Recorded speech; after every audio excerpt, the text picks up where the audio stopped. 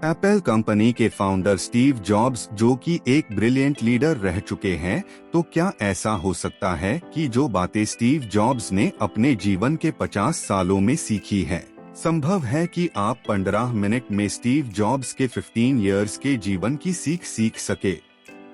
जवाब है हाँ, संभव है कि स्टीव जॉब्स ने स्टैनफोर्ड में पढ़ाई की। उन्होंने यूनिवर्सिटी में एक भाषण दिया और उसमें उन्होंने अपने जीवन के सबसे बड़े सीख 15 मिनट में 3 कहानियों के जरिए बताई। कितने लोगों ने स्टीव जॉब्स के स्टैनफोर्ड कमेंसमेंट स्पीच सुनी है? बहुत कम ही लोग होंगे जिन्होंने सुना है, बाकी कोई सुना नहीं होगा और कई ने सुनने तक का सोचा नहीं, सिर्फ इस बात की वजह से कि स्पीच इंग्लिश में थी। संदीप सर ने भी आइस सभी लोगों के लिए हाईली रिकमेंड की थी। आप में से कितने लोगों ने स्टीव जॉब्स की स्टैनफोर्ड कमेंसमेंट स्पीच देखी है?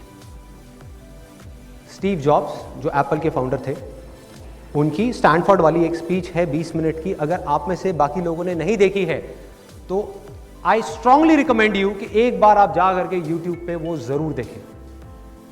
तो अपनी उस स्पीच में वैसे तो उन्होंने बहुत सारी बातें कही और सारी ही कमाल की थी।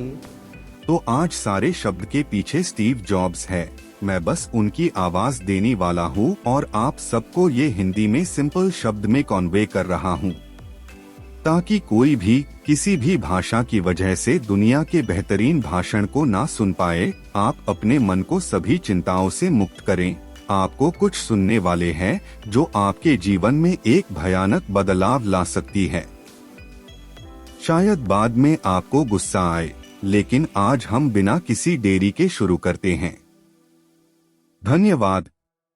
ये मेरे लिए एक सम्मान है कि मैं आज आपसे सभी के साथ एक ऐसे विश्व के श्रेष्ठ यूनिवर्सिटीज की संकल्पना सम्मेलन में हूँ।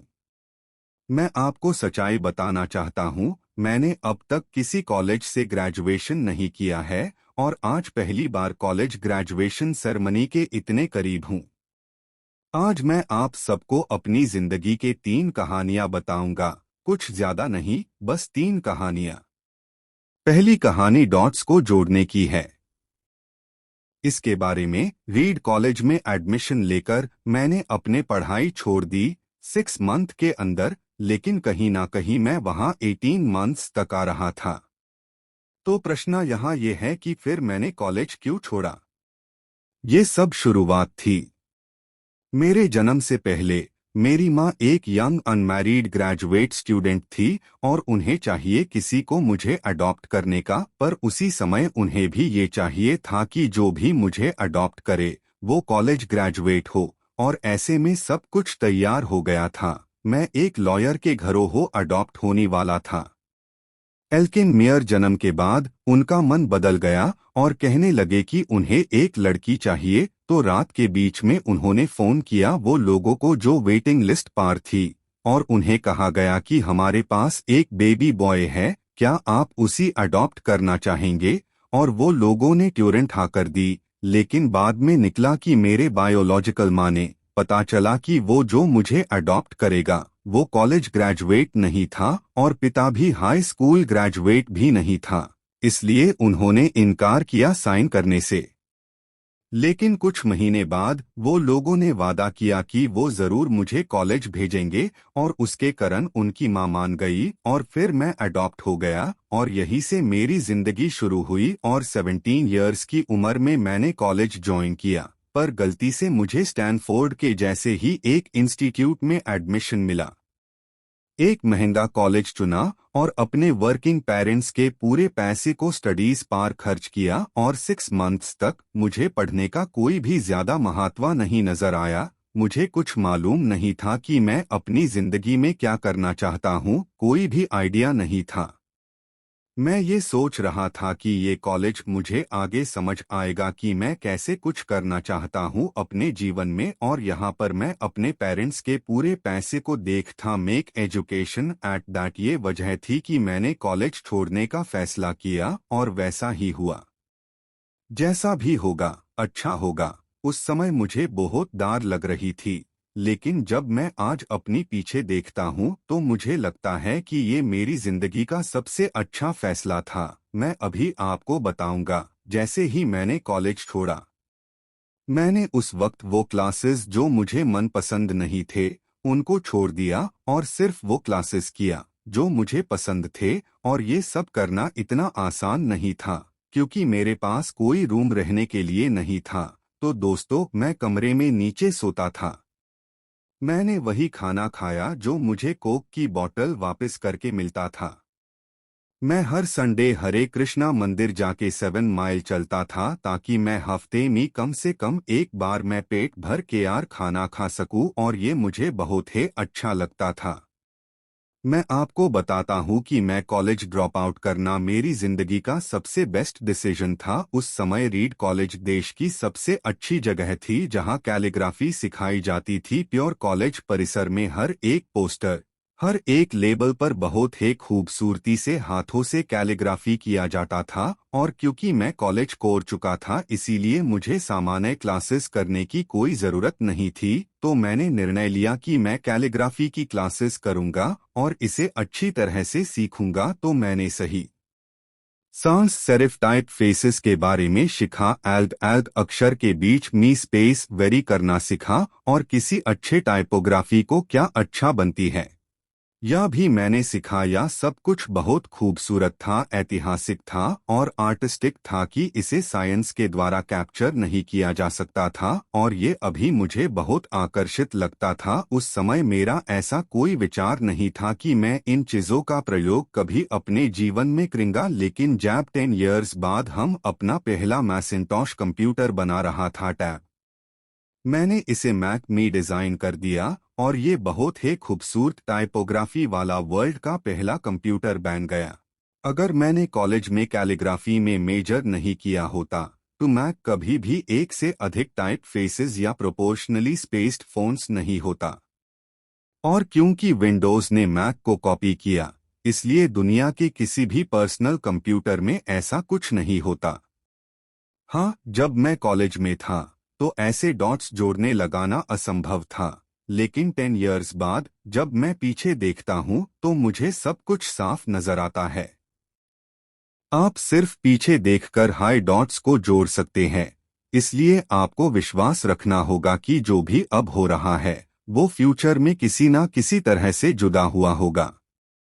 आपको अपने मन में या तो कुछ नाई भरोसा करना होगा या एफआईआर जिंदगी या अपने कर्मों में, क्योंकि फ्यूचर में डॉट्स जुड़ेंगे। ये भरोसा आपको जिंदगी के जोर से आवाज सुनने की हिम्मत देगा, और कभी कभी आपको पूरी तरह से अलग महसूस होने पर भी आपको अपने रास्ते पर चलना होगा, और यही चीज आपको बाकियों से अलग बनाएगी। इसलिए मेरी पहली कहानी से सबसे बड़ा सबक ये है कि जो भी हो रहा है वो अच्छे के लिए हो रहा है, और जो भी आप अब कर रहे हैं वो आपके फ्यूचर के लिए फेडमेंट होगा। आपको जरूर उसमें भरोसा रखना होगा और वही करना होगा जो आप कर रहे हैं। मेरी दूसरी कहानी प्यार और हार के बारे में है। मैं बहुत भाग्यशाली था कि मैंने अपने प्यार को जल्दी ही पा लिया। मेरे पापा के गराज में मैंने पैसा कमाया। मैं 20 इयर्स का था जब मैंने एप्पल शुरू की, और हमने बहुत मेहनत की, और 10 इयर्स में कंपनी डू लॉग ऑन से $2 बिलियन की कंपनी बन गई थी, जिसमें 4000 लोग काम कर रहे थे। हमने एक साल पहले मैकिन्टोश को लॉन्च किया और मैं 30 इयर्स का था और कंपनी ने मुझे निकल दिया। आप सब सोच रहे होंगे कि मैं अपनी खुद की बनाई हुई कंपनी से कैसे निकल गया। जब एल बढ़ने लगा तो हमने एक इंटेलिजेंट इंसान को हायर किया था जिसे मैंने सोचा कि वो मुझ पर मदद करेगा। साथ में हम कंपनी को आगे बढ़ाएंगे। पहले साल सब कुछ अच्छा चल रहा था, लेकिन कुछ महीनों बाद हमारे बीच कंपनी के फ्यूचर विजन पर इख्तिलाफ हुआ और मामला बोर्ड ऑफ डायरेक्टर्स के पास पहुंच गया और उन्होंने उससे सपोर्ट किया, और इस तरह 30 इयर्स की उम्र में मैंने अपनी खुद की कंपनी से निकाल दिया गया। मेरी पूरे बड़े जीवन का ध्यान अब इस पर टिका हुआ था और मुझे बिल्कुल भी समझ नहीं आया कि मैं क्या कर रहा हूँ। कुछ महीनों तक मैं एक बड़ा पब्लिक फेलियर था और एक मौके पर मेन वैली छोड़ने का सोच भी लिया था, लेकिन धीरे धीरे मुझे एहसास हुआ कि मुझे अब भी अपने काम से लगाव था। एल के साथ जो भी हुआ उसमें मैंने हाथ नहीं गंवाए। वो लोगों ने मुझे रिजेक्ट किया, लेकिन मैं अपने काम से प्यार करता था और इसीलिए मैंने फिर से शुरू करने का सोचा।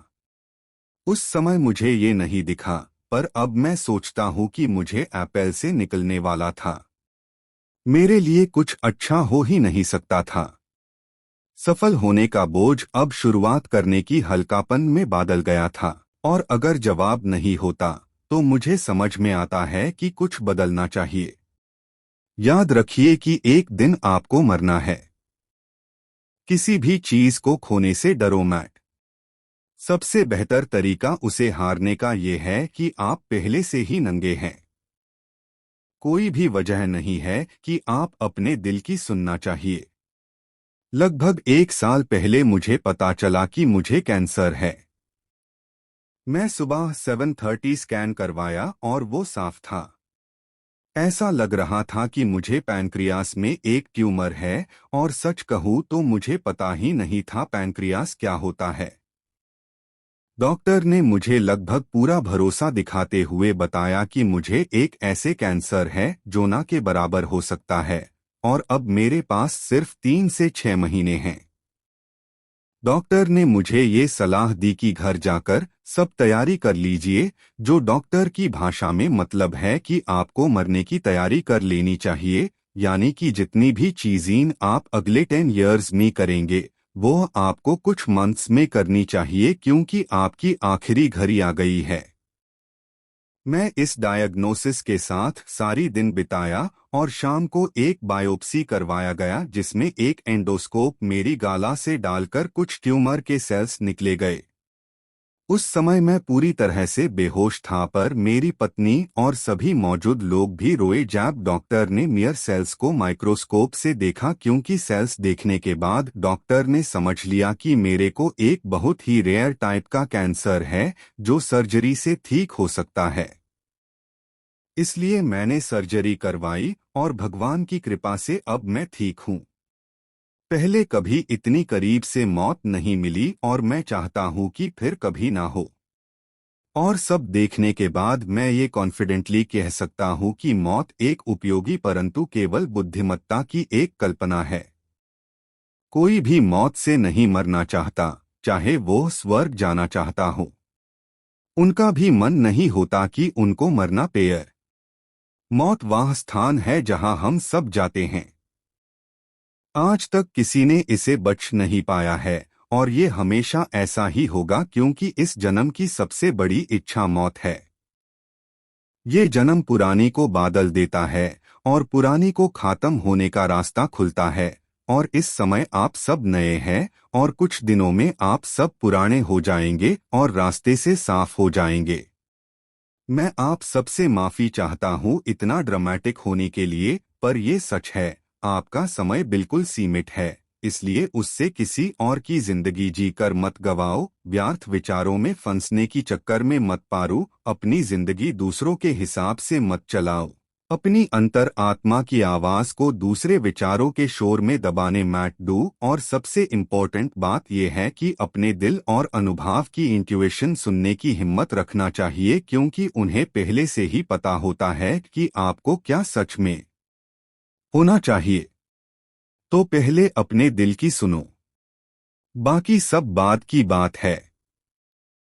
और आखिरी में यही सबसे कहना चाहता हूँ, मैं यही कहना चाहता हूँ, भूखड़ रहो, बेवकूफ रहो। मैंने हमेशा खुद के लिए यही चाहा है, और अब जब आप सब यहाँ से ग्रेजुएशन कर रहे हैं, मैं यही सभी के लिए भी यही विश करता हूँ। स्टे हंग्री स्टे फूलिश, यानी कि भूखे रहिया, और मूर्ख रहिया भूखे, यानी कि कुछ करने की भूख आपके अंदर होनी चाहिए, और मूर्ख रो क्योंकि मूर्ख रहकर ही कुछ सीख पाओगे। अगर आपको ये लगता है कि सब कुछ आप पहले से जानते हैं तो आप कुछ भी नहीं सीख पाएंगे। डॉट टू भूखे रहिया और मूर्ख रहिया, स्टे हंग्री स्टे फूलिश। आप सभी को बहुत बहुत धन्यवाद दोस्तों। मैं आशा करता हूँ कि आप ये वीडियो से बहुत कुछ सीखे होंगे। इस स्पीच को कन्वर्ट करने में मुझसे कोई भूल हुई होगी तो माफ करना। मिलते हैं नेक्स्ट वीडियो में। Stay tuned, bye bye.